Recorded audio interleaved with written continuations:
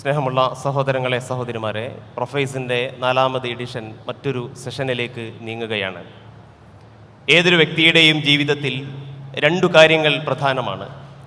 ഒന്ന്, ജീവിതത്തെ മുന്നോട്ട് നയിക്കാൻ ആവശ്യമായ കൃത്യമായ ദിശാബോധം ലഭ്യമാവുക എന്നതാണ്. അത്തരത്തിൽ ജീവിതത്തെ മുന്നോട്ട് ധാർമ്മിക മൂല്യങ്ങൾ നിലനിർത്തിക്കൊണ്ട് മുന്നോട്ട് കൊണ്ടുപോകാൻ ഉതകും വിധമുള്ള ദിശാബോധം ലഭിക്കുവാൻ ഇത്തരം പ്രോഗ്രാമുകൾ നമ്മെ സഹായിക്കാറുണ്ട്. പ്രൊഫൈസ് അതിന് നല്ലൊരു ഉദാഹരണമാണ്. 2ാമത്തെ കാര്യം, ഒരു ദിശാബോധം നൽകപ്പെട്ട ഒരു വ്യക്തിയെ സംബന്ധിച്ചിടത്തോളം, ലഭിച്ച ഒരു വ്യക്തിയെ സംബന്ധിച്ചിടത്തോളം അത് കൃത്യമായി ജീവിതത്തിൽ പകർത്തി പ്രായോഗിക തലത്തിൽ കൊണ്ടുവന്ന് മുന്നോട്ട് കൊണ്ടുപോവുക എന്നത് അതിലേറെ പ്രധാനവുമാണ്, ഒരു വേള ഒരു വെല്ലുവിളിയുമാണ്. അത്തരത്തിൽ ഒരു പ്രൊഫഷണലിൻ്റെ ജീവിതത്തിൽ അദ്ദേഹം ഉൾക്കൊണ്ട മനസ്സിലാക്കിയ കാര്യങ്ങളെ ജീവിതത്തിൽ പകർത്തി പ്രായോഗിക തലത്തിൽ കൊണ്ടുവരുന്ന ചില വിഷയങ്ങളെ കേസ് സ്റ്റഡികളായി എടുത്തുകൊണ്ട് ഒരു ചിന്ത സൃഷ്ടിക്കുക എന്നതാണ് ഈ ഒരു സെഷൻ കൊണ്ട് ഇൻഷാ അല്ലാഹ് നമ്മൾ ഉദ്ദേശിക്കുന്നത്. ഈ ഒരു സെഷന് നേതൃത്വം നൽകുന്നത് കോഴിക്കോട് മെഡിക്കൽ കോളേജിലെ professor doctor Shahadad, Perinthalmanna laser eye ഹോസ്പിറ്റലിലെ senior consultant doctor Muhammad Iqbal, Kozhikode Aster MIMS ഹോസ്പിറ്റലിലെ senior radiologist doctor Muhammad Rafeeq, Cochin University of Science and Technology ക്യുസാറ്റിലെ assistant professor doctor Fawaz T K എന്നിവരാണ്. ഇൻഷാ അല്ലാഹ് ആദ്യമായി നാം പോകുന്നത് എത്തിക്സ് എന്ന ഒരു കാര്യം നമുക്കറിയാം. ഏതൊരു വ്യക്തിയുടെയും ജീവിതത്തിൽ നിർബന്ധമായും കാത്തു സൂക്ഷിക്കേണ്ട ഒരു കാര്യമാണ് എത്തിക്സ് എന്ന് പറയുന്നത്. ഒരു പ്രൊഫഷണലിൻ്റെ ജീവിതത്തിലും എത്തിക്സ് കാത്തു സൂക്ഷിച്ചുകൊണ്ട് മുന്നോട്ട് പോകാൻ എങ്ങനെ നമുക്ക് കഴിയും? പ്രായോഗികമായി മതപരമായ ധാർമ്മിക മൂല്യങ്ങൾ ഉൾക്കൊണ്ടുകൊണ്ട് അത് ജീവിതത്തിൽ പകർത്തി എങ്ങനെ നമുക്ക് മുന്നോട്ട് കൊണ്ടുപോകാൻ കഴിയും എന്നതാണ്. അസ്സലാമു അലൈക്കും വറഹ്മത്തുള്ളാഹി വബറകാതുഹു. അൽഹംദുലില്ലാഹി ഹംദൻ കസീറൻ ത്വയ്യിബൻ മുബാറകൻ അസ്സലാത്തു വസ്സലാമു അലാ മൻ ലാ നബിയ്യ ബഅദ. വളരെ വിശാലമായി ചർച്ച ചെയ്യേണ്ട ഒരു കാര്യമായതുകൊണ്ട് തന്നെ എനിക്ക് എൻ്റെ പരിമിതിയിൽ നിന്നുകൊണ്ട് സംസാരം തുടങ്ങുകയാണ്. നമ്മളെല്ലാവരും എത്തിക്സ് ഫോളോ ചെയ്യുന്നവരാണല്ലോ. എന്താണ് എത്തിക്സ് എന്ന് പറയുന്നത് ആർക്കും പറഞ്ഞു കൊടുക്കേണ്ട ആവശ്യമില്ല. നമ്മളെല്ലാവരും മുസ്ലിമായി ജീവിക്കുക എന്നത് തന്നെയാണല്ലോ ഏറ്റവും വലിയൊരു എത്തിക്സ്. അപ്പോൾ നമ്മളെല്ലാം ചിന്തിക്കേണ്ട ഒരു പ്രധാനപ്പെട്ട ഒരു സംഗതി, പിന്നെ നമ്മൾ എന്തിനാണ് യഥാർത്ഥത്തിൽ എത്തിക്സ് ഫോളോ ചെയ്യുന്നത് എന്നതാണ്. നമ്മൾ അള്ളാഹുവിൻ്റെ തൃപ്തി കരസ്ഥമാക്കുന്നതിന് വേണ്ടിയിട്ടാണ്. അപ്പോൾ ജീവിതത്തിലാണെന്നുണ്ടെങ്കിലും, നമ്മുടെ നിത്യജീവിതത്തിലാണെങ്കിലും, അതുപോലെ നമ്മുടെ പ്രൊഫഷനിലാണെന്നുണ്ടെങ്കിലും, ബാക്കിയുള്ള കുടുംബജീവിതത്തിലാണെന്നുണ്ടെങ്കിലും എല്ലാ കാര്യങ്ങളിലും നമ്മൾ എത്തിക്സ് ഫോളോ ചെയ്യണം തീർച്ചയായിട്ടും. അപ്പോൾ അൺഎത്തിക്കലായിട്ട് നമ്മൾ എന്തിനാണ് യഥാർത്ഥത്തിൽ പോകുന്നത് എന്ന് ചോദിച്ചാൽ പലരുടെയും നമുക്ക് പറയാനുള്ളൊരു സംഗതി, പിന്നെ പെട്ടെന്ന് പൈസ ഉണ്ടാക്കുക, അല്ലെങ്കിൽ പെട്ടെന്ന് പൊസിഷൻ ഉന്നതിയിലേക്ക് എത്തുക എന്നുള്ള കാര്യങ്ങൾ കുറച്ചുകൂടെ ഫാസ്റ്ററായിട്ട് ചെയ്യുക എന്നുള്ളതാണ് ഇതിൻ്റെ പിന്നിലുള്ള ഒരു മോട്ടിവേഷൻ. എന്നാൽ നമ്മൾ മനസ്സിലാക്കേണ്ടത്, നമ്മളുടെ ജീവിത ലക്ഷ്യം കുറേ പൈസ സമ്പാദിച്ച് കുറേ അസറ്റുകൾ നേടിയെടുത്ത് മരിച്ചു പോകുമ്പോൾ നമ്മളുടെ ഖബറിലേക്കും നമ്മുടെ ആഖിറത്തിലേക്കും കൊണ്ടുപോകേണ്ട സംഗതികളൊന്നുമില്ലാതെ മരിച്ചു പോവുക എന്നതല്ലല്ലോ. അപ്പോൾ തീർച്ചയായിട്ടും നമ്മൾക്ക് നമ്മളുടെ അസറ്റുകൾ അല്ലെങ്കിൽ നമ്മളുടെ റിസ്ക് തരുന്നത് അള്ളാഹുവാണ്. അൽ-ഗനി. അപ്പോൾ അള്ളാഹു നമ്മൾക്ക് നമ്മുടെ റിസ്ക് വർദ്ധിപ്പിക്കുന്നതിനുള്ള പല മാർഗങ്ങളും നിർദ്ദേശിച്ചിട്ടുണ്ട്. അതിൽപ്പെട്ട പല സംഗതികളുണ്ട്.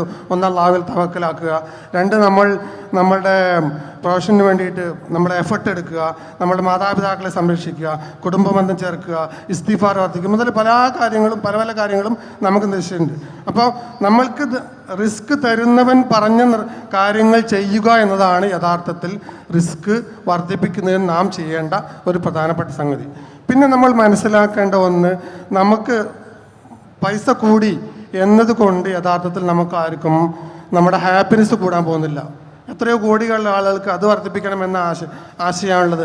അതുകൊണ്ട് നമ്മുടെ സൃഷ്ടാവിൽ നിന്നും നമുക്ക് കിട്ടുന്ന ആ ബർക്കത്തുണ്ടല്ലോ, ആ ബർക്കത്ത് കിട്ടുന്നതിന് വേണ്ടിയിട്ടുള്ള ശ്രമങ്ങളാണ് നമ്മൾ യഥാർത്ഥത്തിൽ ചെയ്യേണ്ടത്. നമ്മളൊരു അൺഎത്തിക്കൽ പ്രാക്ടീസ് എന്ന് പറയുമ്പോൾ ഓരോ പ്രൊഫഷനും അതിൻ്റേതായിട്ടുള്ള തലങ്ങളുണ്ട്.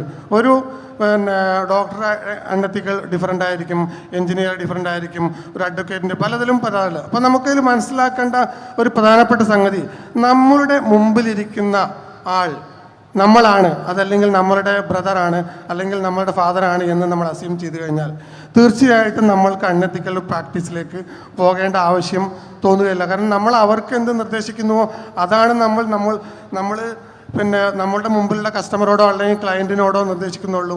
അതുപോലെ തന്നെ നമുക്ക് നമ്മളുടെ ജീവിതത്തിൽ തിരിച്ച് കുറച്ച് കൊണ്ടുപോകാനുള്ള സംഗതികൾ എന്താ? ഇവരോടുള്ള നമ്മളുടെ യഥാർത്ഥമായിട്ടുള്ള പെരുമാറ്റത്തിലൂടെയും നമ്മളുടെ യഥാർത്ഥമായ ഇടപെടലുകളുടെയും അവർക്കുണ്ടാകുന്ന നമ്മളെക്കുറിച്ചുള്ള ചില കാഴ്ചപ്പാടുകളുണ്ട്. ആ കാഴ്ചപ്പാടാണ് യഥാർത്ഥത്തിൽ നമ്മളുടെ ജീവിതത്തിൻ്റെ മൂല്യങ്ങൾ എന്ന് പറയുന്നത്. അപ്പോൾ ഞാൻ പറഞ്ഞു വരുന്നത്, നമ്മളുടെ മുമ്പിലുള്ള ആളുകളെ എന്തെങ്കിലും ചികിത്സക്കോ അതല്ലെങ്കിലും എന്തെങ്കിലും കൺസ്ട്രക്ഷനോ അതല്ലെങ്കിൽ വേറെ ഏതെങ്കിലും പ്രൊസീജിയറിനോ വേണ്ടി നമ്മൾ നിർബന്ധിക്കാതെ സ്വാതന്ത്ര്യം അവന് കൊടുക്കുകയും അത് ചൂസ് ചെയ്യാനുള്ള റൈറ്റ് അവർക്കാണ്. അതിൻ്റെ എല്ലാ പ്രോസ് ആൻഡ് കോൺസ് നമുക്ക് തീർച്ചയായിട്ടും പിന്നെ നമ്മുടെ മുമ്പിലുള്ള ക്ലയൻറ്റിനോ അല്ലെങ്കിൽ കസ്റ്റമർക്കോ പറഞ്ഞു കൊടുക്കുക, സ്വാതന്ത്ര്യം അവർക്ക് കൊടുക്കുക. ഇങ്ങനെ നമ്മൾ മുന്നോട്ട് പോകുമ്പോൾ യഥാർത്ഥത്തിൽ നമ്മളെക്കുറിച്ചുള്ള സംശയങ്ങളോ ഇങ്ങനത്തെ കാര്യങ്ങളോ തീർച്ചയായും കുറയും. അതിൻ്റെ കൂട്ടത്തിൽ തന്നെ നമ്മൾ ചെയ്യേണ്ടത് നമ്മളുടെ റിസ്ക് വർദ്ധിപ്പിക്കാനുള്ള കാര്യങ്ങൾ ഞാൻ നേരത്തെ സൂചിപ്പിച്ചു, അത് നമ്മൾ വർദ്ധിപ്പിക്കുക. പിന്നെ നമുക്ക് മനസ്സിലാക്കേണ്ടത് നമ്മുടെ ജീവിത ലക്ഷ്യം, ഞാൻ പറഞ്ഞ കാര്യങ്ങളൊന്നും കൂടെ ചുരുക്കി പറയുമ്പോൾ, നമ്മുടെ ജീവിത ലക്ഷ്യം ഇവിടെ കുറേ സമ്പത്തുണ്ടാക്കി കുറേ കാര്യങ്ങൾ ചെയ്ത് കുറേ അസറ്റുകൾ ഉണ്ടാക്കി എന്നതല്ലല്ലോ. തീർച്ചയായിട്ടും നമുക്ക് കിട്ടുന്ന സമ്പാദത്തിൽ, നമുക്ക് കിട്ടുന്ന നമ്മളുടെ ജോലി ഇവിടെ തൃപ്തിയിൽ നമുക്ക് ബർക്കത്ത് കിട്ടി മുന്നോട്ട് വളരെ ഭംഗിയായിട്ട് പോകണം എന്നാണ് നമ്മളുടെ എല്ലാവരുടെയും ആഗ്രഹം. അതുണ്ടായിക്കഴിഞ്ഞാൽ നമുക്ക് അൺഎത്തിക്കലായിട്ടൊന്നും ചെയ്യേണ്ടി വരുന്നില്ല. അള്ളാഹു ഇങ്ങനെയുള്ള ഒരു രീതിയിലുള്ള വിശ്വാസികളായി നമ്മളെല്ലാവരും അനുഗ്രഹിക്കുമാറാകട്ടെ. അസ്സലാമു അലൈക്കും വറഹ്മത്തുള്ളാഹി വബറകാതുഹു. അടുത്തൊരു ഏരിയയിലേക്ക് നാം വരുമ്പോൾ, പ്രൊഫഷണലുകൾ പൊതുവിൽ തിരക്ക് പിടിച്ച ഷെഡ്യൂളുകൾക്കിടയിൽ ജീവിതം മുന്നോട്ട് കൊണ്ടുപോകുന്ന ആളുകളാണ്.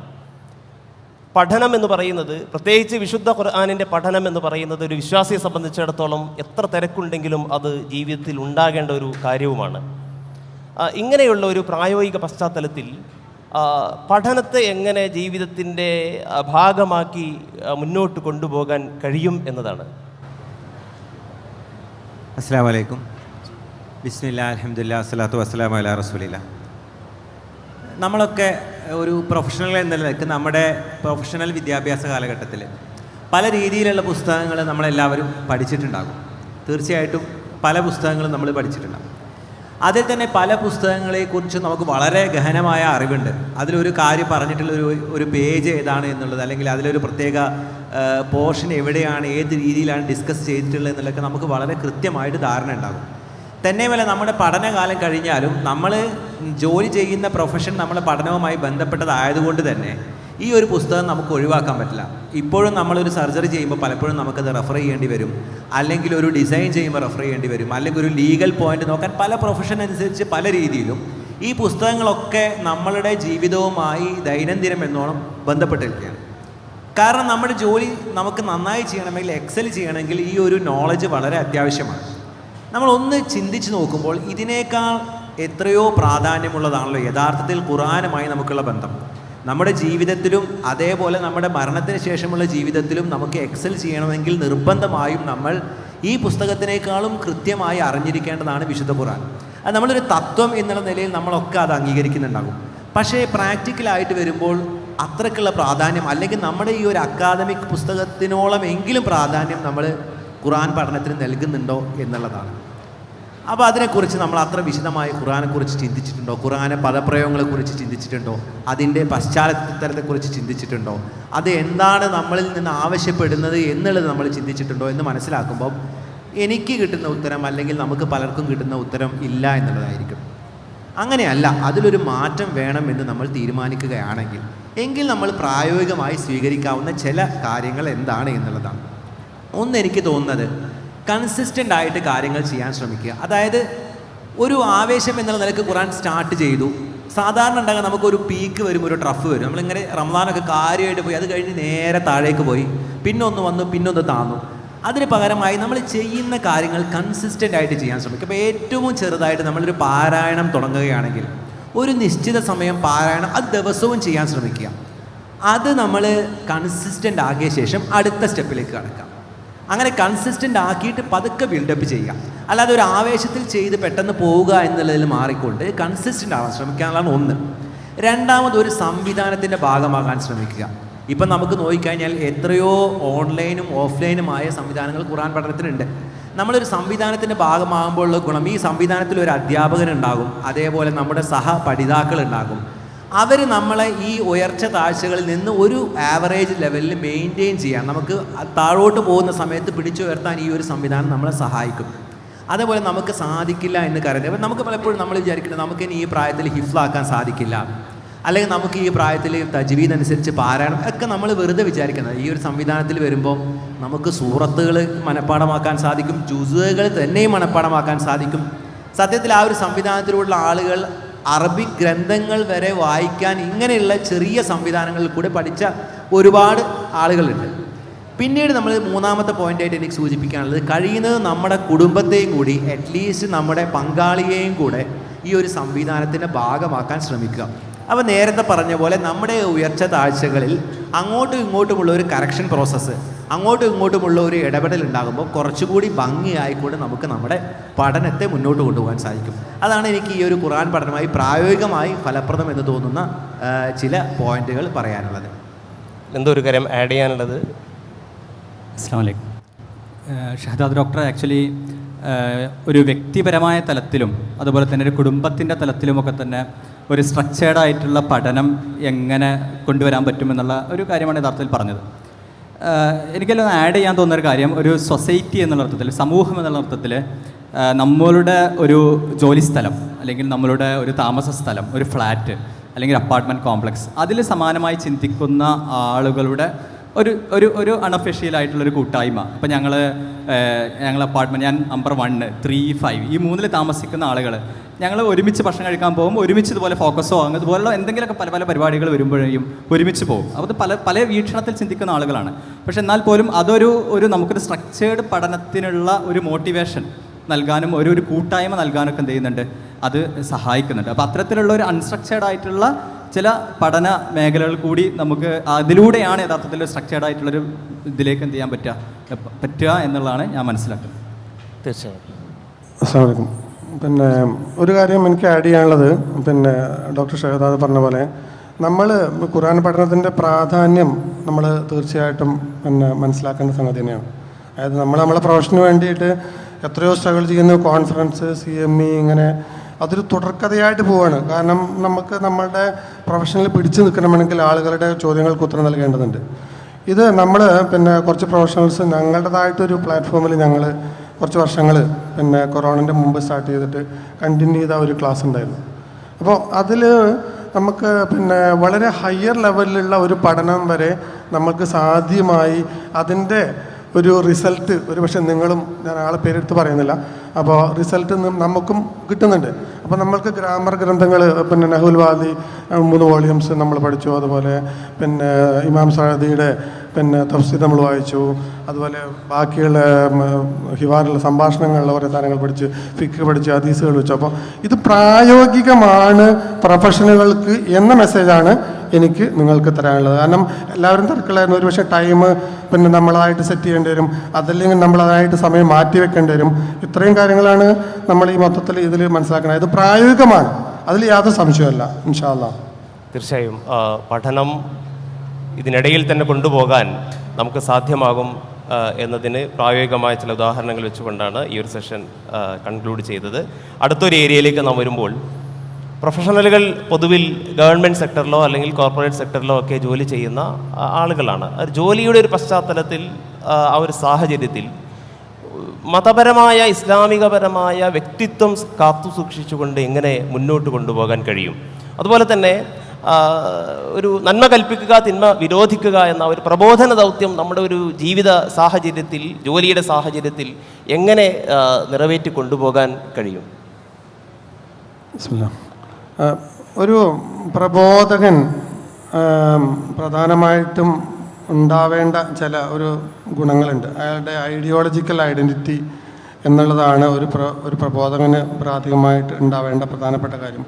അതായത് പിന്നെ നമ്മൾ പ്രത്യേകിച്ചും പ്രൊഫഷണലുകൾ നമ്മളുടെ പിന്നെ നിത്യജീവിതത്തിൽ, നമ്മളുടെ സാമൂഹിക ജീവിതത്തിലും ബാക്കി കുടുംബത്തിലുമുള്ള കാര്യങ്ങൾ തീർച്ചയായിട്ടും മറ്റുള്ളവർ അത് വളരെ ഒബ്സർവ് ചെയ്യുന്നുണ്ട്. അപ്പോൾ അത് ഒബ്സർവ് ചെയ്യുമ്പോൾ, പ്രത്യേകിച്ച് നമ്മളിപ്പോൾ നമ്മളുടെ പ്രൊഫഷൻ്റെ ഇടയിൽ നമ്മളുടെ സമയമാകുമ്പോൾ നമസ്കരിക്കാൻ പോകുന്നത് അവർ വളരെ കീനായിട്ട് വാച്ച് ചെയ്യുന്നുണ്ട്. അതല്ലെങ്കിൽ നമ്മൾ ബാക്കി നമ്മുടെ പ്രൊഫൈൽ ഇങ്ങനെയാണ്, നമ്മുടെ വസ്ത്രധാരണം എങ്ങനെയാണ്, നമ്മുടെ രീതികൾ ഇങ്ങനെയാണെന്നുള്ളത് ആളുകൾ വളരെ കീനായിട്ട് നോട്ട് ചെയ്യുന്നുണ്ട്. അതെനിക്ക് എൻ്റെ പ്രൊഫഷനിൽ വളരെ മനസ്സിലായൊരു സംഗതിയാണ്. അതായത് നമ്മൾ പോകുന്ന സമയത്ത് നമ്മളുടെ ഐഡിയോളജിക്കൽ ഐഡൻറ്റിറ്റി നിലനിർത്തുമ്പോൾ യഥാർത്ഥത്തിൽ അള്ളാഹു അതിന് വേറൊരു ആംഗിളിലൂടെ, നമ്മൾ മറ്റുള്ളവരുടെ അപ്രിസിയേഷന് വേണ്ടിയല്ല, പക്ഷെ അള്ളാഹു അതിൻ്റെ ഒരു ബൈ പ്രൊഡക്റ്റ് എന്നുള്ള നിലയിൽ ആളുകൾ അത് അംഗീകരിക്കുകയും അവർ നമ്മളുടെ രീതിയിൽ, ഇപ്പോൾ പിന്നാലെ നമ്മൾ പള്ളിയിൽ പോകുന്ന സമയത്ത് നമ്മളെ പിന്നാലെ പല പേഷ്യൻസും നമ്മളെ കൂടെ വരും. അതല്ലെങ്കിൽ ഇനിയിപ്പോൾ ഏതായാലും പരിശോധന പഠിത്തമുണ്ടാവില്ല, കാരണം സമയം നിസ്കരിക്കാൻ സമയമായി, അപ്പോൾ അതുകൊണ്ട് നമുക്കെല്ലാം പോകുന്നത് നമ്മളെ മുമ്പ് പോകുന്ന ആൾക്കാരുമുണ്ട്. അപ്പം ഞാൻ പറഞ്ഞു വരുന്ന ഒരു മെസ്സേജ്, നമുക്ക് നമ്മളുടെ ഒരു ഐഡൻറ്റിറ്റി കീപ്പ് ചെയ്യുന്നത് നിർബന്ധമായിട്ടും ഒരു പ്രബോധനത്തിൻ്റെ ഒരു ബേസിക് ആയിട്ടുള്ള റിക്വയർമെൻറ്റാണ്. അപ്പോൾ അതുകൊണ്ട് തന്നെ ഒരു മുസ്ലിം പ്രൊഫഷണൽ എന്നുള്ള നിലയിൽ ആളുകൾ നമ്മളറിയാത്ത വിധത്തിൽ വാച്ച് ചെയ്യുന്നുണ്ട്. നമ്മൾ തീർച്ചയായിട്ടും ആ വാച്ച് ചെയ്യപ്പെടുന്ന ഒരു ക്യാമറക്കൂടെ അടിയിലുള്ള ഒരു വ്യക്തിയാണെന്ന് മനസ്സിലാക്കി കഴിഞ്ഞാൽ തീർച്ചയായിട്ടും അവരുടെ തൃപ്തിക്കല്ല, അള്ളാഹുവിൻ്റെ തൃപ്തിക്ക് വേണ്ടിയിട്ട് നമ്മളുടെ വാല്യൂസ് ഏത് മേഖലയിലും തുടർത്തി കൊണ്ടുപോകണം എന്നുള്ളതാണ് എനിക്ക് ഈ മെസ്സേജ് ഈ കാര്യത്തിൽ തരാനുള്ളത്. എന്താണ് നമുക്കതിൽ ആഡ് ചെയ്യാനുള്ളത്? ഇതിൽ ചെറിയൊരു അഡീഷൻ, ഇത് വളരെ ഫണ്ടമെൻ്റൽ ആയിട്ടുള്ള കാര്യമാണ്. എനിക്ക് തോന്നുന്നു ഒരു വ്യക്തിയെ സംബന്ധിച്ചിടത്തോളം ആരായാലും, പ്രൊഫഷണൽ ആയാലെങ്കിലും അല്ലെങ്കിലും, സൂറത്തുൽ അസറിൻ്റെ പശ്ചാത്തലത്തിൽ നമ്മൾ ചിന്തിക്കുമ്പോൾ നമ്മൾ ആസ് എ വ്യക്തി മരിച്ചു പോയിട്ട് നാളെ നമുക്ക് രക്ഷപ്പെടണമെന്നുണ്ടെങ്കിൽ പറഞ്ഞ 4 ക്രൈറ്റീരിയാസ് ഉണ്ടല്ലോ. അതിൽ ആദ്യത്തെ 2 ക്രൈറ്റീരിയയിലാണ് ഇത് വളരെ ഫണ്ടമെൻ്റൽ ആയിട്ടുള്ള ക്രൈറ്റീരിയ ആണ്. നമ്മൾ വിശ്വാസം ഉൾക്കൊള്ളുകയും അതിനനുസരിച്ച് ജീവിക്കുകയും ചെയ്യുക എന്നുള്ളത് നമ്മെ സംബന്ധിച്ചിടത്തോളം വളരെ അടിസ്ഥാനപരമായ കാര്യമാണ്. അതുപോലെ നമ്മൾ ജീവിതത്തിൽ പകർത്താത്തൊരു കാര്യം പറയാൻ പാടില്ല എന്നുള്ള ഒരു തത്വവും നമ്മൾ എപ്പോഴും ചർച്ച ചെയ്യുന്നതാണ്. പക്ഷെ അതോടൊപ്പം നമുക്ക് നാളെ പരലോകത്ത് രക്ഷപ്പെടണമെന്നുണ്ടെങ്കിൽ നമ്മൾ വിശ്വസിക്കുകയും വളരെ മോഡലായി നമ്മളെ ജോലി സ്ഥലങ്ങളിലോ ഹോസ്പിറ്റലിലോ കോർട്ടിലോ എവിടെയാണെന്ന് വെച്ചാൽ അവിടെ വളരെ മാതൃകയായ ഒരു മുസ്ലിമായി നമ്മൾ ജീവിച്ച് മരിച്ചു പോൽ തന്നെയാണ് നമുക്ക് സമൂഹത്തോട് കൊടുക്കാനുള്ള ഏറ്റവും വലിയ സന്ദേശം എന്ന് പലപ്പോഴും നമ്മൾ തന്നെ ചിന്തിക്കുകയും നമ്മളൊക്കെ ഷെയർ ചെയ്യപ്പെടുകയും ചെയ്യുന്നൊരാശയമാണ്. യഥാർത്ഥത്തിൽ നമ്മൾ ഒരു പ്രത്യേക കാലഘട്ടത്തിലാണ് ജീവിക്കുന്നത്. നമ്മൾ അവസാനത്തെ പ്രവാചകനും അവസാനത്തെ വേദഗ്രന്ഥവും അവതരിപ്പിക്കപ്പെടുകയും അദ്ദേഹം മരിച്ചു പോവുകയും ചെയ്യുകയും ഖിയാമത്തിൻ്റെ അടക്കമുള്ള ഒരു പ്രത്യേക കാലത്താണ് നമ്മൾ ജീവിക്കുന്നത്. അതുകൊണ്ട് തന്നെ ഒരുപക്ഷെ മറ്റ് മതസമൂഹങ്ങളുടെ അനുയായികൾക്ക് ഇല്ലാത്തതിനേക്കാൾ എത്രയോ അധികം ഒരു ഭാരം അള്ളാഹു നമുക്ക് തന്നിട്ടുണ്ട്. അതാണ് സൂറത്തുൽ അസ്സാദിൻ്റെ 3-ാമത്തെ വചനത്തിൽ ഇത് നമ്മളുമായി ബന്ധപ്പെടുന്നവർക്കെങ്കിലും നമ്മുടെ ഹോസ്പിറ്റലിലോ നമ്മുടെ കോർട്ടിലോ നമ്മുടെ ക്ലയൻസായിട്ടോ പേഷ്യൻസായിട്ടോ വരുന്നവർ, നമ്മുടെ സ്റ്റാഫ്, നമ്മുടെ കൊളീഗ്സ്, ഇവരെങ്ങനെയാണ് നാളെ പരലോകത്ത് രക്ഷപ്പെടുക എന്നുള്ളൊരു ക്വസ്റ്റ്യൻ ഉണ്ട്. അപ്പോൾ അവിടെ 2 ക്വസ്റ്റ്യൻ ഉണ്ട്. ഒന്ന്, അവരെങ്ങനെ രക്ഷപ്പെടുന്നു എന്നുള്ളതും നമ്മൾ രക്ഷപ്പെടാൻ നമ്മുടെ വിശ്വാസവും നമ്മുടെ ജീവിതവും മാത്രം മതിയോ നമുക്ക് എന്നുള്ളതാണ്. അവിടെ നമുക്ക് അറിയാം ഈ ഒരു സന്ദേശം നബി സല്ലല്ലാഹു അലൈഹി വസല്ലമയുടെ വഫാത്തിന് ശേഷം മുസ്ലിം ഉമ്മത്തിൽ എല്ലാവരെയും ഏൽപ്പിച്ച ഒരു ദൗത്യമാണ്. ഒരുപക്ഷെ മറ്റ് മതസമൂഹങ്ങളിലൊക്കെ അതിൻ്റെ പണ്ഡിതന്മാർക്കോ ഒക്കെ പ്രത്യേകമായി അത് ഒരു ടീമും, മറ്റുള്ളവരൊക്കെ സാധാ സൊസൈറ്റിയിൽ അവരുടേതായ വർക്കും കാര്യങ്ങളുമായി പോവുക എന്നുള്ളൊരു സിസ്റ്റമാണ്. നമ്മെ സംബന്ധിച്ചിടത്തോളം അടിസ്ഥാനപരമായി ഈ സന്ദേശം മറ്റുള്ളവർക്ക് എത്തിച്ചു കൊടുക്കുക എന്നുള്ളത് അള്ളാഹു പേഴ്സണലായിട്ട് നമ്മൾ ഓരോരുത്തരെയും ഏൽപ്പിച്ചൊരു ദൗത്യമാണ്. അതിലൊരു സംശയമില്ല. നമുക്ക് വരുന്നൊരു പ്രശ്നം, പ്രത്യേകിച്ച് നമ്മൾ ഇപ്പോഴത്തെ ഒരു സാഹചര്യം, ഏത് സാഹചര്യം, പ്രത്യേകിച്ചും വർഗീയതയും ഒരുപാട് സംഗതികളും ഭയങ്കരമായിട്ട് വരിക്കുന്ന ഒരു സമയത്ത് നമ്മൾ എങ്ങനെയാണ് അത് പറയുക? നമുക്കറിയാം നമ്മളെ ഏറ്റവും സുഖദുഃഖങ്ങൾ പങ്കുവെക്കുന്നത് നമ്മുടെ വീട്ടിനേക്കാളും സത്യം പറഞ്ഞാൽ അറ്റാച്ച്ഡ് ആയിട്ടുള്ള നമ്മുടെ കൊളീഗ്സിനോടാണ്. നമ്മുടെ ഭാര്യനെയും മക്കളെയും കഴിഞ്ഞാൽ മിക്കവാറും ഏറ്റവും കൂടുതൽ നമ്മുടെ മറ്റ് കസിൻസിനായിട്ടോ മറ്റ് കുടുംബക്കാരായിട്ടേക്കാളും മിക്കവാറും നമ്മൾ കൂടുതൽ സമയം ചെലവഴിക്കുന്നത് നമ്മുടെ ഇൻസ്റ്റിറ്റ്യൂഷൻസിലാണ്. അപ്പോൾ അവരായിട്ട് എല്ലാ തമാശകളും എല്ലാ സന്തോഷങ്ങളും സങ്കടങ്ങളും ഒക്കെ പങ്കുവെക്കുന്ന അവർ നേരെ ഈ കുഴിയിലേക്കാണല്ലോ, ഒരു ശാശ്വതമായ ലോകത്തെ ഏറ്റവും വലിയൊരു നഷ്ടത്തിലേക്കാണല്ലോ പോകുന്നു എന്നുള്ള ചിന്ത നമ്മൾ അലട്ടണില്ല എന്നുണ്ടെങ്കിൽ നമ്മൾ ഒന്നാമത് നമ്മുടെ വിശ്വാസത്തെ തന്നെ ഒന്നൊന്ന് റീതിങ്ക് ചെയ്യാനുണ്ട്. അവിടെ നിന്ന് ആ ഒരു തോട്ട് പ്രോസസ്സിൽ നിന്നും ആ ഒരു തോട്ട് പ്രോസസ്സ് നമ്മുടെ മനസ്സിൻ്റെ ഉള്ളിലേക്ക് ഇറങ്ങിയാൽ നബി സല്ലല്ലാഹു അലൈഹി വസല്ലം വൈകുന്നേരം വീട്ടിലൊന്ന് കരയുമായിരുന്നു. എന്താ വെച്ചാൽ ഈ സന്ദേശം പറഞ്ഞു കൊടുത്തിട്ടും കേൾക്കാത്ത ആളുകളുടെ നാളത്തെ അവസ്ഥ എന്തായിരിക്കും എന്ന് ആലോചിച്ചിട്ടാണ്. ആ തോട്ട് പ്രോസസ്സ് നമ്മളെ മുമ്പിൽ കാണുന്ന രാജേഷിനെ കുറിച്ചും ജോസഫിനെ കുറിച്ചും ഒരുപക്ഷെ മതത്തിൽ നിന്ന് അത്ര ഗൗരവമായി നടക്കുന്ന നമ്മുടെ ഓൺ നാമധാരികളെക്കുറിച്ചും നമുക്ക് ചിന്തിക്കാൻ കഴിയുന്നില്ലെങ്കിൽ നമ്മുടെ ഒരു ജീവിതത്തിൻ്റെ നാളെ ഒരുപക്ഷെ ഒരു പ്രശ്നം ഉണ്ടാവും. നമ്മുടെ എല്ലാം തികഞ്ഞിട്ട് നമ്മളൊരു ഐഡിയൽ മുസ്ലിമായിട്ട് ദഅവത്ത് നടത്തുക എന്നുള്ളത് മതം നമ്മളോട് ആവശ്യപ്പെടുന്നൊരു കാര്യം. അവിടെയാണ് നമുക്കൊക്കെ വരുന്നൊരു പ്രശ്നം. ഇപ്പം നമ്മുടെയൊക്കെ അടുത്ത് വീക്ക്നെസ്സുകളുണ്ട്, സ്വഭാവപരമായ പ്രശ്നങ്ങളുണ്ട്, പലവിധ വീക്ക്നെസ് ഉണ്ടാവും. ചിലപ്പോൾ നമ്മുടെ തന്നെ നിസ്കാരം ഇങ്ങനെ ഒപ്പിച്ച് പോവുമായിരിക്കും. തീർച്ചയായും നമ്മളത് ശരിയാക്കണം എന്നുള്ളത് ശരിയാണ്. പക്ഷേ നമ്മളൊരു പെർഫെക്റ്റ് മുസ്ലിമായി കഴിഞ്ഞതിന് ശേഷമേ നമുക്കറിയാവും നമ്മുടെ ജീവിതത്തിൽ പകർത്തുന്ന കാര്യം. നമ്മൾ പകർത്താത്ത നമ്മൾ പറയണ്ട, പക്ഷേ അള്ളാഹു ഉണ്ട് എന്ന് നമുക്കറിയാലോ. അവൻ മാത്രമാണ് ആരാധനക്ക് അർഹൻ എന്നറിയാലോ. ആ ആരാധനയിൽ പാലിക്കേണ്ട എങ്ങനെയാണ് അവനെ ആ തൗഹീദ് ഉൾക്കൊള്ളേണ്ടതെന്ന് നമുക്കറിയാലോ. മരിച്ചുപോയൊരു ജീവിതം ഉണ്ടെന്ന് അറിയാലോ. ഖുർആൻ അവസാനത്തെ വേദഗ്രന്ഥമാണെന്നും നബി സല്ലല്ലാഹു അലൈഹി വസല്ലം അവസാനത്തെ പ്രവാചകനാണെന്നും ഈ ഒരു അടിസ്ഥാനത്തിൽ ജീവിച്ചാലേ നാളെ രക്ഷപ്പെടുള്ളൂ എന്ന് നമുക്കറിയാം. അത്രയും നമുക്കറിയാം.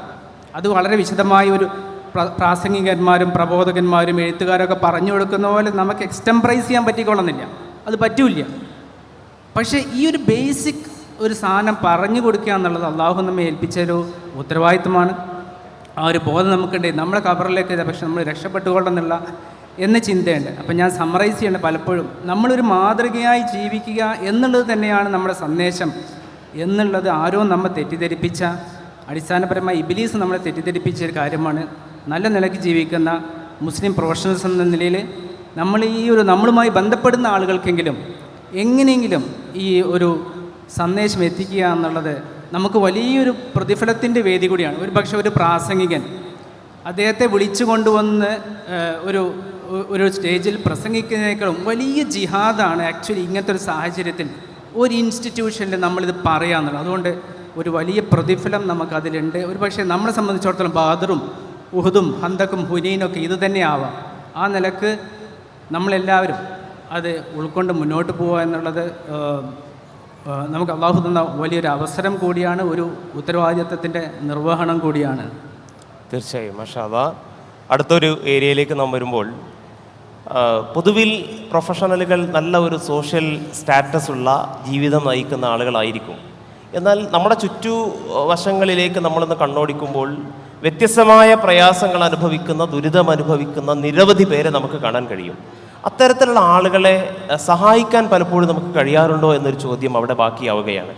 ഇനി അങ്ങനെ സഹായിക്കണമെന്ന് ഒരു മനസ്സുണ്ടെങ്കിൽ തന്നെ അത് പ്രായോഗികമായി നമുക്ക് എങ്ങനെ ചെയ്യാൻ കഴിയും എന്നതാണ്. ബിസ്മില്ലാ. നമ്മൾ എങ്ങനെ നമ്മുടെ ചുറ്റുമുള്ള ആളുകളെ സഹായിക്കും എന്ന് ചോദിക്കുമ്പം എനിക്ക് തോന്നുന്നു ഒന്നാമത്തെ കാര്യം നമ്മുടെ ചുറ്റുമുള്ള അങ്ങനെയുള്ള ആളുകളെ കുറിച്ചിട്ട് നമുക്കൊരു ധാരണ ഉണ്ടാകണം എന്നുള്ളതാണ്. നമ്മൾ അറിയുമ്പോഴേ നമുക്ക് അതിൻ്റെ ഒരു ഗൗരവം മനസ്സിലാവുകയുള്ളൂ. ഞാൻ എൻ്റെ ഒരു സ്പെഷ്യാലിറ്റി കൂടുതലായിക്കൊണ്ട് സ്പൈനൽ കോഡിന്, സുഷുമ്നാ നാഡിക്കും തകരാറ് പറ്റിയ, സ്ട്രോക്കൊക്കെ പറ്റിയ ആളുകളുമായി ചികിത്സയുമായി ബന്ധപ്പെട്ടതായതുകൊണ്ട് എനിക്ക് പലപ്പോഴും ഓർമ്മ വരുന്ന ഒരു രോഗിയുടെ മുഖമുണ്ട്. ഇയാളുടെ ഒരു ഹോം വിസിറ്റിന് വേണ്ടി നമ്മൾ ഇയാളുടെ വീട്ടിൽ പോകുമ്പോൾ ഒരു വളരെ ചെറിയ മുറി, വളരെ ചെറിയ ഒരു തേക്കുകയൊന്നും ചെയ്യാത്തൊരു മുറിയിൽ ഇയാളൊരു കട്ടിൽ കിടക്കുകയാണ്. അയാൾക്ക് കഴുത്തിൻ്റെ താഴോട്ട് അയാൾക്ക് അനക്കാൻ സാധിക്കില്ല. ആ കട്ടിൽ കിടന്നുകൊണ്ടിരിക്കുമ്പോൾ അവിടെ ചെറിയൊരു ബൾബുണ്ട്, പിന്നെ ആ മുറിക്കൊരു ചെറിയ ജനലുണ്ട്. ആ ജനലിൻ്റെ നേരെ പുറത്ത് നമ്മൾ സാധാരണ നാടൻ ഭാഷയിൽ നമ്മുടെ തിട്ടാന്ന് പറയുന്ന ഒരു മണ്ണിൻ്റെ തിട്ടയാണ് അടുത്ത പറമ്പുമായിട്ട് വേർതിരിക്കുന്നത്. ഇയാളുടെ ജീവിതം എന്ന് പറഞ്ഞാൽ ഈ ജനലിൻ്റെ ഉള്ളിലൂടെ പുറത്ത് ഇയാൾ കാണുന്ന കാഴ്ച മാത്രമാണ് ഇയാളുടെ ജീവിതം. നമ്മളെപ്പോലെ ഒരുപാട് യാത്ര ചെയ്തും ഒരുപാട് കാഴ്ചകൾ കാണാനും ഒരുപാട് ഇതിനൊന്നും അയാൾക്ക് സൗകര്യമില്ല. അയാളുടെ മലമൂത്ര വിസർജനം വരെ വേറൊരാൾ സഹായത്തോടു കൂടി മാത്രമേ ചെയ്യാൻ പറ്റൂ. ഇങ്ങനെയുള്ള മനുഷ്യന്മാരുണ്ട് നമ്മുടെ ഇടയിൽ. ഇതേപോലെ തന്നെ നമ്മൾ ഇങ്ങനെയുള്ള രോഗികളെ സന്ദർശിക്കാൻ പോകുമ്പം നിങ്ങൾ അവിടെ പോയിട്ട് സാധാരണ പാലിയേറ്റീവ് കെയറിൻ്റെ വിസിറ്റിനൊക്കെ പോകുമ്പം ഇവരുടെ ഒരു പേരുള്ള ലിസ്റ്റ് ഉണ്ടാകും, അതിൻ്റെ ഒരു ലാൻഡ് മാർക്ക് ഉണ്ടാകും. ഇന്ന സ്ഥലത്ത് നിന്ന് ഇന്ന കടയുടെ അടുത്ത് നിന്ന് ഇങ്ങോട്ട് തിരിഞ്ഞാൽ അപ്പം നമ്മൾ അവിടെ പോയിട്ട് ചോദിക്കും, ഈ പേര് നോക്കിയിട്ട് ഇതിലുള്ള ആളെ അറിയുമോ, ഈ നാരായണൻ എന്ന് പറഞ്ഞ ആളെ വീട് എവിടെയാണ്, അല്ലെങ്കിൽ ഈ മുഹമ്മദ് അലിയുടെ വീട് എവിടെയാണ് നമ്മൾ ചോദിക്കുമ്പം ആ കടക്കാരൻ കുറേ ആലോചിച്ചിട്ട് പറയാം, അല്ല കിട്ടുന്നില്ലല്ലോ. പിന്നെ കുറച്ചേ അയാൾ പറയും, ഓ അത് ശരി, നമ്മുടെ തെങ്ങിൽ നിന്ന് വീണ അയാൾ, അല്ലെങ്കിൽ കിടപ്പിലായി പോയ ആൾ. അതായത് നമ്മുടെ പേര്, നമ്മുടെ ഐഡൻറ്റിറ്റി വരെ നമ്മൾ കിടപ്പിലായി പോകുന്നതോടുകൂടി പോകുന്നു എന്നുള്ളതാണ്. നമ്മൾ ഇരിക്കുമ്പോൾ നിങ്ങൾ എന്നെ കാണും, ഞാൻ നിന്നാൽ എന്നെ കാണും, പക്ഷേ ഞാൻ കിടന്നാൽ നിങ്ങൾ ആരും എന്നെ കാണില്ല. അത് നേർക്ക് നേരെയല്ല, സാമൂഹിക തലത്തിൽ അങ്ങനെ തന്നെയാണ്. ആ ആളുകൾ അപ്രത്യക്ഷരാവുകയാണ് അവരുടെ ജീവിതത്തിൽ നിന്ന്. ഇങ്ങനെയുള്ള ഒരുപാട് ആളുകൾ നമ്മുടെ ചുറ്റുപാട്. ഇപ്പോൾ എനിക്കൊരു മെഡിക്കൽ ബാക്ക്ഗ്രൗണ്ട് എന്ന് പറയാൻ പറ്റുന്നതാണത്. ഒരു വക്കീലിനെ സംബന്ധിച്ചിടത്തോളം അയാൾ ഒരു പക്ഷേ കോടതിയുടെ വരാന്തയിൽ വർഷങ്ങളായി കേസ് കെട്ടുമായിട്ട് നടക്കുന്ന ഒരാൾ ഇതേപോലെ കാണുന്നുണ്ടാകും. ഇങ്ങനെയുള്ള ആളുകൾക്ക് നമുക്ക് എന്ത് ചെയ്യാൻ പറ്റും എന്നുള്ളതാണ് ഞാൻ മനസ്സിലാക്കുന്നത്. നമുക്കവർ ആഗ്രഹിക്കാൻ ആത്മാർത്ഥമായിട്ടുള്ള ആഗ്രഹമുണ്ടെങ്കിൽ പടച്ചവനൊരു വഴി കാണിച്ചു തരും. കാരണം ഒരുപാട് ആളുകൾ, സമാനമായ ചിന്തകളുള്ള ആളുകൾ പല ഫീൽഡിൽ വർക്ക് ചെയ്യുന്നവരുണ്ട്, പല സംഘടനകളുണ്ട് ഇവരെ സഹായിക്കാൻ വേണ്ടി. അതിനോട് ചേർന്ന് നിന്നുകൊണ്ട് നമുക്ക് ചെയ്യാൻ പല കാര്യങ്ങൾ ചെയ്യാൻ പറ്റും. ഇപ്പോൾ ഒരു ഡോക്ടർക്ക് അവർക്കുള്ള മെഡിക്കൽ സഹായം ചെയ്യാൻ പറ്റും. ഇങ്ങനെ കിടപ്പിലായ ഒരു രോഗിയുടെ വീട്ടിൽ അയാൾക്കുള്ള ബാത്റൂം മോഡിഫൈ ചെയ്യേണ്ടി വരും, അയാളെ വീട്ടിലേക്ക് വീൽ ചെയർ കയറ്റുന്ന രൂപത്തിലാക്കേണ്ടി വരും. അതൊരു ആർക്കിടെക്റ്റിനും ഒരു സിവിൽ എഞ്ചിനീയർക്കുമായിരിക്കും ചെയ്യാൻ പറ്റുക. ഞാൻ പറഞ്ഞത് പണമായ സഹായമല്ലാതെ നമ്മുടെ സ്കില്ല് വെച്ചുകൊണ്ട് തന്നെ പല സഹായങ്ങളും നമുക്ക് ചെയ്യാൻ സാധിക്കും. അതിനുള്ള ഒരുപാട് സാധ്യതകളും അവസരങ്ങളുമുണ്ട്. അത് ചെയ്യുമ്പോൾ നമ്മൾ ശ്രദ്ധിക്കേണ്ട ഒരു കാര്യം, സ്വാഭാവികമായി ഇത് ചെയ്യുമ്പോൾ കുറച്ച് കഴിയുമ്പോൾ രോഗിയും അതേപോലെ നമ്മുടെ കൂടെയുള്ള ആളുകളും ചിലപ്പം പറയും, നിങ്ങൾ വലിയ കാര്യമാണ് ചെയ്യുന്നത്, അല്ലെങ്കിൽ ആരാണ് ഇങ്ങനെയൊക്കെ ചെയ്യാറുള്ളത്, നിങ്ങളിപ്പോൾ ചെയ്യുന്നത് ആ രോഗിയുടെ എത്ര വലിയ കാര്യമാണ് രോഗി പറയും. അല്ലെങ്കിൽ നമ്മുടെ ബെനിഫിഷ്യറി ആയിട്ടുള്ള ആൾ പറയും, മറ്റവരൊക്കെ പറയും നിങ്ങൾ വലിയ കാര്യമാണ് ചെയ്യുന്നത്, നിങ്ങൾ ചെയ്യുന്നത് ഇത്ര വലിയൊരു സംഗതിയാണ്. അങ്ങനെ കേട്ട് വരുമ്പോൾ നമ്മുടെ മനസ്സിൽ ഏതെങ്കിലും ഒരു സമയത്ത് തോന്നിപ്പോകും, ഞാൻ അത്യാവശ്യം വലിയ കാര്യം ചെയ്യുന്ന ഒരാളാണ് എന്ന് തോന്നി തുടങ്ങിക്കഴിഞ്ഞാൽ നമ്മൾ ഈ ചെയ്യുന്ന പണിയുടെ മുഴുവൻ അതിൻ്റെ അടിസ്ഥാനം പോകുന്നുള്ളൊരു ബോധമാണ്. അത് വളരെ ബുദ്ധിമുട്ടുള്ള കാര്യമാണ്. കാരണം നമ്മൾ പരസ്യമായി തന്നെ ഈ കാര്യങ്ങൾ ചെയ്യുന്നുണ്ടാകും. ചെയ്യുമ്പോൾ സ്വാഭാവികമായും അപ്രിസിയേഷൻ കിട്ടും.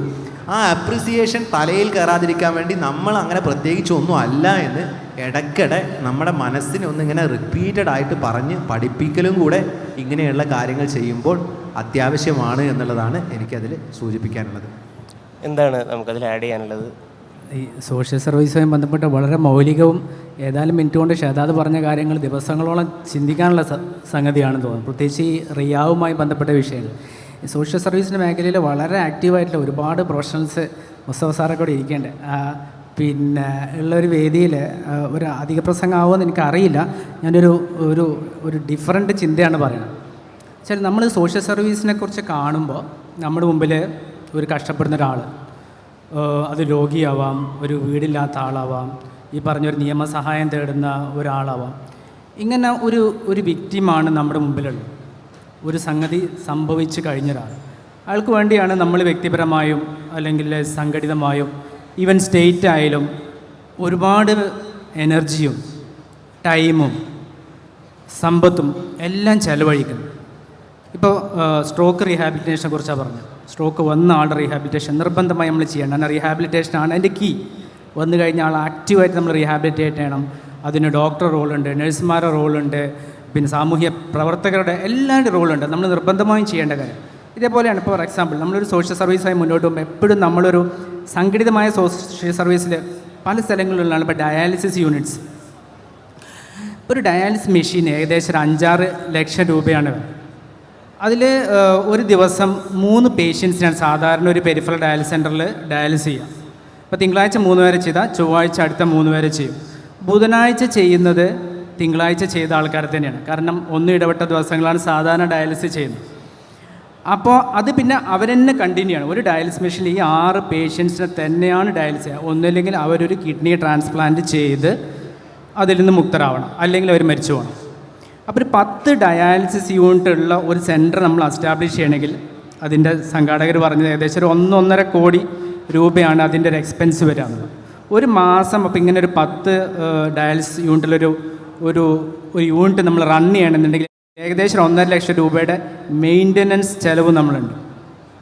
അപ്പോൾ ഇത്രയും എക്സ്പെൻസീവ് ആണ്. പിന്നെ കിഡ്നി ട്രാൻസ്പ്ലാന്റ്, സർജറി അതൊക്കെ തൽക്കാലം നമുക്ക് വിടാം. അപ്പോൾ ഞാൻ ചെറിയൊരു എക്സാമ്പിൾ പറയുന്നത്, നമ്മളൊരു അസുഖം വന്നു കഴിഞ്ഞ് അതിനെ റീഹാബിലിറ്റേറ്റ് ചെയ്യാൻ നോക്കുമ്പോൾ, അതിനെ ചികിത്സിക്കാൻ നോക്കുമ്പോൾ, അയാളെ സപ്പോർട്ട് ചെയ്യാൻ നോക്കുമ്പോൾ, ഈ സപ്പോർട്ടിനൊക്കെ അപ്പുറം ഇദ്ദേഹത്തിൻ്റെ ഒരു വലിയ ബുദ്ധിമുട്ട് നമ്മൾ കാണാം. ഡയാലിസിസ് പേഷ്യൻസിനൊക്കെ എല്ലാ ആൾട്ടർനേറ്റ് ഡേ 4 മണിക്കൂർ ഡയാലിസിസ് ചെയ്യണം. അതിന് വീട്ടിൽ നിന്ന് വരണം, കൂടെ ആരെങ്കിലും വേണം. അവരുടെ മക്കൾ ചിലപ്പോൾ വരാനുണ്ടാവില്ല, ഭാര്യയ്ക്ക് ചിലപ്പോൾ വേറെ ബുദ്ധിമുട്ടുകളുണ്ട്. അപ്പോൾ അവരനുഭവിക്കുന്ന പേഷ്യൻസോ അവരുടെ കുടുംബമോ ഒക്കെ അനുഭവിക്കുന്ന എല്ലാ ബുദ്ധിമുട്ടുകളും വേറെയാണ്. എന്നാൽ വളരെ സിമ്പിളായ ചില സ്റ്റെപ്സ് നമ്മുടെ ഭക്ഷണത്തിലും നമ്മുടെ വ്യായാമത്തിലും നമ്മുടെ ജീവിതത്തോടുള്ള കാഴ്ചപ്പാടിലും, അങ്ങനെ കാഴ്ചപ്പാട് പറഞ്ഞാൽ അത് നേരെ സ്ട്രെസ് റിലേറ്റഡ് ആണ്. സ്ട്രെസ് എല്ലാത്തിൻ്റെ ഒരു കോസാണ്.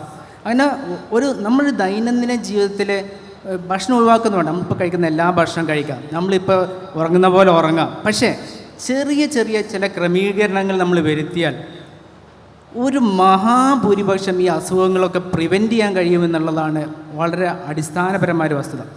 ഞാൻ സ്ട്രോക്ക് ട്രീറ്റ്മെൻറ്റിൻ്റെ ഒരു രംഗത്ത് വർക്ക് ചെയ്യുന്ന ഒരാളാണ്. ഈ സ്ട്രോക്ക് വന്നിട്ട് പിന്നെ അതിൻ്റെ ട്രീറ്റ്മെൻറ്റ് ഇതേ പറഞ്ഞ പോലെ ചിലവുകളും പിന്നെ അവരുടെ ഒരു ജീവിതകാലം മുഴുവൻ അവരുടെ കിടപ്പിലും എല്ലാം നോക്കിക്കഴിയുമ്പോൾ അതിന് പകരം അത്യാവശ്യം ഒരു ഷുഗർ വരാതെ, പ്രഷർ വരാതെ, അങ്ങനെയൊക്കെയുള്ള സാധനങ്ങൾ വളരെ ലളിതമായ കാര്യങ്ങളാണ്. ഈ വന്നാൽ തന്നെ അതൊന്ന് പ്രോപ്പറായി ട്രീറ്റ് ചെയ്ത് പോവുകയാണെങ്കിൽ 80%, 80%, ഇപ്പോൾ കാർഡിയാക് ഡിസീസിൻ്റെ കാര്യത്തിൽ മുസ്തഫ സാറിന് വേണമെങ്കിൽ ആഡ് ചെയ്യാൻ പറ്റും. കിഡ്നി ഡിസീസ്, ഇതിനെല്ലാത്തിനും വളരെ കോമൺ ആയിട്ടുള്ള കുറച്ച് കാര്യങ്ങൾ ഇത് നമുക്ക് നിയന്ത്രിക്കാൻ പറ്റും. പക്ഷേ നമ്മുടെ വ്യക്തിപരമായിട്ടുള്ളൊരു ശ്രദ്ധ, ഒരു സംഘടനാപരമായി നമ്മളൊരു സോഷ്യൽ സർവീസ് ഈ ഒരു വർഷം നമ്മൾ എന്ത് സോഷ്യൽ സർവീസ് ചെയ്യണം നോക്കുമ്പോൾ ഒരു diabetes hyper tension detection camp എന്നൊക്കെ പറഞ്ഞാൽ നമുക്കിപ്പോൾ ഒരു പഴഞ്ചൻ സംഗതിയാണ്. നമുക്കതിനൊരു ത്രില്ലില്ല. അത് ഒരു എടുത്ത് പറയാനുള്ള ഒരു മേന്മയെ നമുക്ക് തോന്നും. നമുക്ക് ഇന്നൊരു റീഹാബിലിറ്റേഷൻ സെൻറ്റർ നമ്മൾ എസ്റ്റാബ്ലിഷ് ചെയ്തു, നമ്മൾ ഡയാലിസിസ് യൂണിറ്റ് ഇട്ടു എന്ന് പറയുമ്പോഴാണ് നമുക്ക് സംഘടനാപരമായും ഒക്കെ നമുക്ക് എന്തെങ്കിലും ചെയ്തു എന്ന് തോന്നുന്നത്. നമ്മുടെ റിപ്പോർട്ട് ബുക്കിൽ അതാണ്. ഞാൻ അതിനെ ക്രിട്ടിസൈസ് ചെയ്യല്ലോ, ദയവേദി ഇതിനെ തെറ്റിദ്ധരിക്കരുത്. പക്ഷേ ഇതിനൊക്കെ നമ്മൾ ഇത്രയും ചിലവാക്കുന്നവരും, ഞാൻ പറഞ്ഞൊരു 10 ഡയാലിസിസ് യൂണിറ്റിൽ 60 പേഷ്യൻസിൻ്റെ മാസം നമ്മൾ ചെയ്യുള്ളൂ. പക്ഷേ 10,000-കണക്കിന് ആൾക്കാർക്ക് കിഡ്നി ഫെയിലിയർ വരാതെ, ഹാർട്ട് അറ്റാക്ക് വരാതെ, സ്ട്രോക്ക് വരാതെ നോക്കാൻ വളരെ ലളിതമായ ചില സ്റ്റെപ്പുകൾ കഴിയും. അതുകൊണ്ട് സോഷ്യൽ സർവീസിൻ്റെ മേഖലയിൽ ഇതൊരു വളരെ പ്രാധാന്യമുള്ളൊരു കാര്യമാണ്. പ്രത്യേകിച്ചും നമ്മൾ കേരള സമൂഹം, ഇന്ത്യൻ സമൂഹം ഇതിൻ്റെയൊക്കെ ഹബ്ബാണ്. വെസ്റ്റിലുള്ളതിനേക്കാളും 10 വർഷം മുമ്പും 15 വർഷം മുമ്പൊക്കെയാണ് നമുക്ക് ഡയബറ്റീസും സ്ട്രോക്കും റീനൽ ഫെയിലറും വരുന്നത്. ഇത് മെഡിക്കൽ രംഗത്ത്, ഇതേപോലെ ക്രിമിനാലിറ്റിയുടെ രംഗത്തുണ്ട്. ഒരു ക്രിമിനലായി വന്ന ഒരാളെ നമ്മൾ നിയമപരമായി സഹായിക്കുന്നതിന് അപ്പുറം ഒരു ക്രിമിനൽ ആവാതിരിക്കാൻ, അങ്ങനെ ഓരോരോ മേഖലയുള്ളവർക്കും അവരുടെ കാര്യങ്ങൾ ചിന്തിക്കാം. അങ്ങനെയുള്ളൊരു ചിന്ത നമ്മുടെ വ്യക്തിപരമായ തലത്തിലും സംഘടനാ തലത്തിലും സ്റ്റേറ്റിൻ്റെ തലത്തിലും വരിക എന്നുള്ളത് സോഷ്യൽ സർവീസിൻ്റെ മേഖലയിലെ വളരെ പ്രധാനപ്പെട്ട ഒരു ആലോചനയാണെന്ന് തോന്നുന്നു. തീർച്ചയായും അവസാനത്തെ ഒരു ചോദ്യത്തിലേക്ക് നാം വരികയാണ്. തിരക്ക് പിടിച്ച ജീവിതത്തിനിടയിൽ നമ്മുടെ കുടുംബത്തിന് നമുക്ക് എങ്ങനെ സമയം കൊടുക്കാൻ കഴിയും? അതുപോലെ തന്നെ നമ്മുടെ കുട്ടികളുടെ പഠനത്തിൻ്റെ വിഷയത്തിൽ, മതപരമായ പഠനത്തിൻ്റെയും ഭൗതികമായ പഠനത്തിൻ്റെയും വിഷയത്തിൽ നമുക്ക് എന്ത് കാഴ്ചപ്പാട് സമ്മാനിക്കാൻ കഴിയും? ഇല്ല, രണ്ടാമത്തെ ഭാഗം വെച്ച് ഞാൻ തുടങ്ങാം. എൻ്റെ ഒരു സഹപാഠി ഒരിക്കലും വിളിച്ചിട്ട് ചോദിക്കേണ്ടായി, 9ാം ക്ലാസ്സിൽ പഠിക്കുന്ന മോനെ. അപ്പോൾ അവന് ഇൻ്റർനെറ്റിൽ വളരെയധികം ബഹിരാകാശ പഠനത്തെക്കുറിച്ച്, ആസ്ട്രോഫിസിക്സിനെ കുറിച്ചൊക്കെ സെർച്ച് ചെയ്യുകയും അത് ഫുൾ ടൈം അത് സെർച്ച് ചെയ്തുകൊണ്ടിരിക്കുകയാണ്. അതാണ് മെയിൻ പരാതി. അപ്പോൾ അത് അങ്ങനെ എന്ത് ചെയ്തു, ഞാൻ മോന് ഫോൺ കൊടുക്കാമെന്ന് പറഞ്ഞപ്പോൾ അവനോട് ഞാൻ ചോദിച്ചപ്പോൾ എനിക്ക് ആ വിഷയത്തെക്കുറിച്ച് അധികം ധാരണയൊന്നുമില്ല. പക്ഷേ ഞാൻ കുറേ ചോദ്യങ്ങൾ ചോദിച്ചു. ഇത് എവിടെയാണ് പഠിക്കാൻ പറ്റുക, അപ്പോൾ പഠിക്കാൻ പറ്റിയ സ്ഥാപനങ്ങളെക്കുറിച്ച്, ഇന്ത്യയിലെ സ്ഥാപനങ്ങളെക്കുറിച്ച്, വിദേശത്തുള്ള സ്ഥാപനങ്ങളെക്കുറിച്ച്. അപ്പോൾ അത് കഴിഞ്ഞാൽ കിട്ടുന്ന എന്തെങ്കിലും ജോലി കിട്ടും, അപ്പോൾ ജോലിയെക്കുറിച്ച്, ആ ജോലിക്ക് എങ്ങനെ പോകാൻ പറ്റും, പിന്നെ അതിൽ ഗവേഷണം നടത്താൻ പറ്റും, ഈ കാര്യങ്ങളെക്കുറിച്ച്. അതിൽ വേൾഡിലെ ഏറ്റവും ടോപ്പ് യൂണിവേഴ്സിറ്റി ഏതാണ് ഇതിലുള്ളത്, അപ്പോൾ അതും അതിന് ഉത്തരമുണ്ട്. ഞാൻ ചോദിച്ച എല്ലാ ചോദ്യങ്ങൾക്കും അവൻ ഉത്തരം പറഞ്ഞു. അപ്പം ഞാൻ ഈ പാരൻറ്റിനോട് ഞാൻ പറഞ്ഞു, അവനതിനെക്കുറിച്ച് വളരെയധികം പഠിച്ചിട്ടുണ്ട്. അപ്പോൾ ഇനി അതിൽ നമ്മളതിനെ ആക്സെപ്റ്റ് ചെയ്യുക എന്നുള്ളതാണ് പിന്നെ പ്രായോഗികമായിട്ടുള്ള നമ്മുടെ ഫൈനാൻഷ്യൽ കൺസ്ട്രെയിൻസ് ഉണ്ടോ, അതല്ല നമുക്കവിടെ വേറെ എന്തെങ്കിലും അവിടെ ഒരു വ്യക്തിപരമായിട്ട് നമ്മളുടെ വ്യക്തിത്വം കാത്തു സൂക്ഷിക്കാൻ, അല്ലെങ്കിൽ വിശ്വാസം കാത്തു സൂക്ഷിക്കാനൊക്കെ ഉള്ള, ധാർമ്മികത കാത്തു സൂക്ഷിക്കാനൊക്കെ ഉള്ള കൺസ്ട്രെയിൻസ് ഉള്ള സ്ഥലങ്ങളാണോ, അങ്ങനത്തെ ചില ഫൈൻ ട്യൂണിങ്ങുകളാണ് എന്ത് ചെയ്യേണ്ടത്, അതിൽ നമ്മൾ ചെയ്യേണ്ടത്. അപ്പോൾ ഡിഫറെൻറ്റ് പേഴ്സ്പെക്റ്റീവ്സുള്ള കാര്യമാണത്. പക്ഷേ എന്നാൽ പോലും ആ ഒരു ഫൈൻ ട്യൂണിംഗ് ആണ് നമ്മളവിടെ യഥാർത്ഥത്തിൽ ചെയ്യേണ്ടത്. അപ്പോൾ ആ ഫൈൻ ട്യൂണിങ് നമ്മൾ ചെയ്യുന്നതോടുകൂടി അവൻ്റെ അത്രയും കാലത്തെ ഒരു ഗവേഷണത്തെ, അതായത് അവൻ്റെ ഒരു സെർച്ചിനെ നമ്മൾ ആക്സെപ്റ്റ് ചെയ്യുകയാണ്. ആ ആക്സെപ്റ്റ് ചെയ്യാനുള്ളൊരു വിശാലതയിലേക്ക് ഒരു പുതിയ കാലഘട്ടത്തിലെ ഒരു പാരൻസ് നേർക്ക് എന്ത് ചെയ്യേണ്ടതുണ്ട്, വരേണ്ടതുണ്ട് എന്നുള്ളതാണ് അതിൽ ഒരു കാര്യം. പിന്നെ സ്വാഭാവികമായിട്ട് എല്ലാവരും എപ്പോഴും പറയുന്ന കാര്യം എന്താ വെച്ച് കഴിഞ്ഞാൽ, ഇതിലും അങ്ങനെ തന്നെ പറഞ്ഞത്, ഇതൊന്നും എനിക്ക് മനസ്സിലാവുന്നില്ല, ഇവൻ എന്തൊക്കെ കാര്യങ്ങളാണ് പറയണത്, പക്ഷേ ഇതൊന്നും എന്ത് ചെയ്യുന്നില്ല, യഥാർത്ഥത്തിൽ മനസ്സിലാവുന്നില്ല. അത് ഇപ്പോഴുള്ള ആളുകൾ, ഇപ്പോൾ കഴിഞ്ഞ പ്രാവശ്യം ഒരു ഗൈനക്കോളജിസ്റ്റ്, എൻ്റെ ഒരു ക്ലാസ്മേറ്റ് വിളിച്ചിട്ട് പറഞ്ഞു, മോനെ അവന് പൈലറ്റ് ആവാനാണ് ആഗ്രഹം, ഞങ്ങൾ രണ്ടുപേരും ഡോക്ടർമാരാണ്, അപ്പോൾ ഞങ്ങൾ എന്താ ചെയ്യേണ്ടതെന്ന് അറിയില്ല. പക്ഷേ അവർ എന്തായാലും ശരി നമ്മൾ ആ ഒരു ഫീൽഡിലുള്ള ആരെങ്കിലുമൊക്കെ ആയിട്ട് എങ്ങനെയൊക്കെയോ കണക്ട് ചെയ്ത് കൊടുക്കുകയും അവൻ്റെ സെർച്ചിനെ അത് അവസാനം അതിലേക്ക് ചൂസ് ചെയ്യാനുള്ള ഒരു ഇതിലേക്ക് എന്ത് ചെയ്തു, ഒരു വിശാലത അവർ കാണിച്ചു. നോർമലി അത് നമ്മൾ അൺഎക്സ്പെക്റ്റഡ് ആയിട്ടുള്ള കാര്യമാണ്.